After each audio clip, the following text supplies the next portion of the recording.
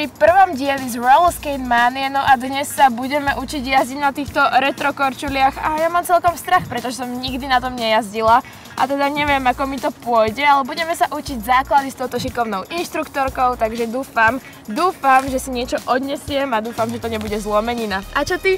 Tak ja popravde neviem jazdiť ani na klasických koleskových korčuliach. Ani ja. Čiže toto bude zase niečo úplně jiné, ale dost se na to těším a vyzerá to fakt super. Děvčata, ale vůbec se nebojte, protože my začneme hezky pomalu na trávě. Ukážeme si, jak se stojí, jak se správně padá, jak se rozjet a zastavit. OK, tak jdeme na to. Jdem na to!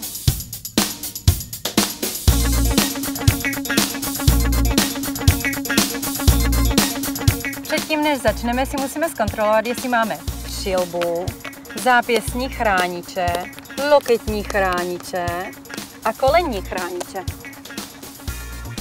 A aby jsme z bruslí nespadli, musíme pokočit kolena a mírně se předklonit.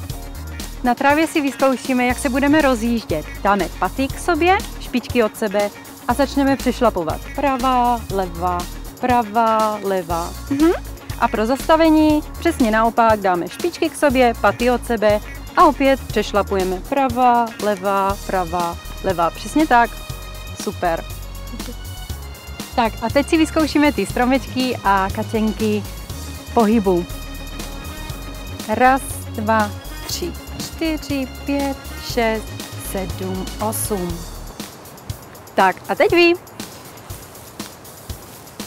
Trošku víc pokočíme kolena. OK. Výborně. V pohodě. A zajistíme. Super! A čo keď budeme ztrácet rovnováhu? Tak nejdůležitější je padat dopředu na chrániče. Takhle. Okay. No, ještě ty lokty. Takhle. OK. Výborně. Zvládnem. Tak holky, jak se vám to zdá? No za mňa super, akože nie je to tak jednoduché, ako to vyzerá. Myslela som, že to bude oveľa ľahšie, ale je to zábava, takže dosť ma to baví.